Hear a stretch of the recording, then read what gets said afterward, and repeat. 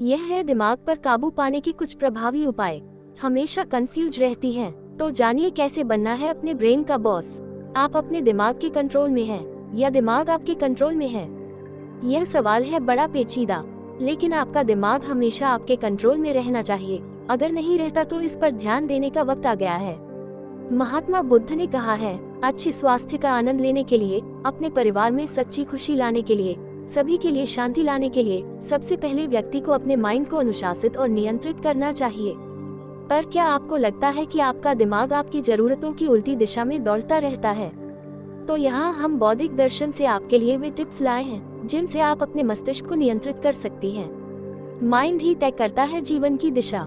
हमारे शरीर का हर अंग एक दूसरे पर निर्भर है। हालांकि इस बात में कोई शक नहीं है कि हमारा दिमाग पूरे शरीर में सबसे शक्तिशाली उपकरण है। एक बार जब हमें अपने दिमाग की खासियत समझ आ जाती है और हम जान जाते हैं कि यह कैसे काम करता है, तो हमारे लिए इसका इस्तेमाल करना काफी आसान हो जाता है। पर अगर आपको लग रहा है कि आपका दिमाग आपकी बिल्कुल नहीं सुन रहा, तो अब खुद पर काम करने का समय आ गया है। क्योंकि अपने ब्रेन के सीईओ बनने के बाद ही आप जीवन में कुछ अचीव कर सकते हैं। कैसे, वो सब हम पर छोड़ दीजिए और पढ़ते रहिए, समझिए कैसे काम करता है आपका थिंकिंग प्रोसेस। दिमाग का मुख्य काम थिंकिंग प्रोसेस को डेवलप करना और उस प्रक्रिया के दौरान विचारों को उजागर करना होता है।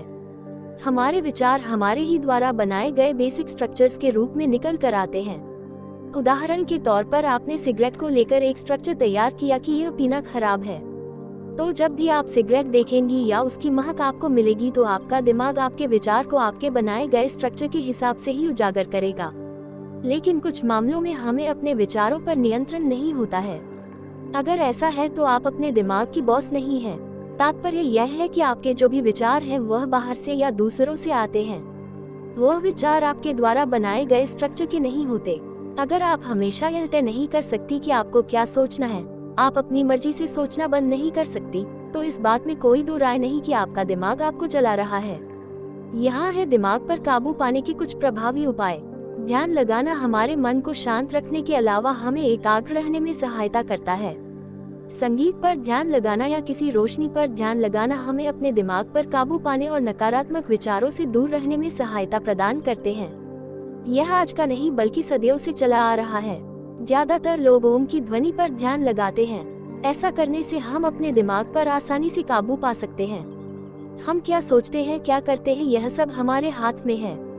काम में व्यस्त रहें। यदि आप फिजूल खाली बैठी रहेंगी, आपके पास कोई काम नहीं होगा, तो आप अपने आप ओवरथिंकिंग से खुद को रोक नहीं पाएंगी। कभी सकारात्मक तो कभी नकारात्मक विचार माहौल के अनुसार आपके दिमाग में आएंगे। हालांकि ऐसे विचारों को नियंत्रण में करना आसान है। बस अपने आप को किसी ऐसे काम में व्यस्त रखें जहां एकाग्रता का इस्तेमाल होता हो। आपने बचपन से ही यह कहावत जरूर सुनी होगी कि खाली दिमाग शैतान का घर। यह एक तरह से सच है। आपके जीवन में होने वाली हर चीज के लिए आपका दिमाग जिम्मेदार है। यह अच्छी चीजों और बुरी चीजों के लिए, सफलता और असफलता के लिए एक सृजन शक्ति है। सोचने के तरीके में बदलाव करने का प्रयास करें। कुछ विचार वक्त के साथ साथ स्वयं बदलने लगते हैं। जैसा हमारा नजरिया होता है, हमारे विचार वैसे ही उत्पन्न होने लगते हैं। लेकिन कुछ विचारों को हमें स्वयं बदलना पड़ता है। जब हम खुद अपने विचारों को तय करते हैं, तो हम अपने दिमाग को यह संदेश देते हैं और नए विचारों को अपनाने की ठान लेते हैं। परिस्थितियों के अनुसार विचारों को बदलना जीवन में खुशहाली लेकर आ सकता है।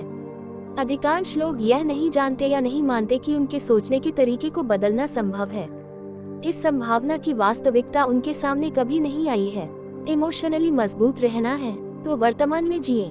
इस बारे में हेल्थ शॉट से बातचीत करते हुए सर गंगाराम अस्पताल में साइकोलॉजिस्ट सीनियर कंसल्टेंट डॉक्टर आरती आनंद का कहना है कि ऐसे लोग अपनी हर छोटी से छोटी खुशी के लिए भी आभार व्यक्त करने से नहीं चूकते हैं। इन लोगों में ग्रेटिट्यूड की भावना मौजूद होती है।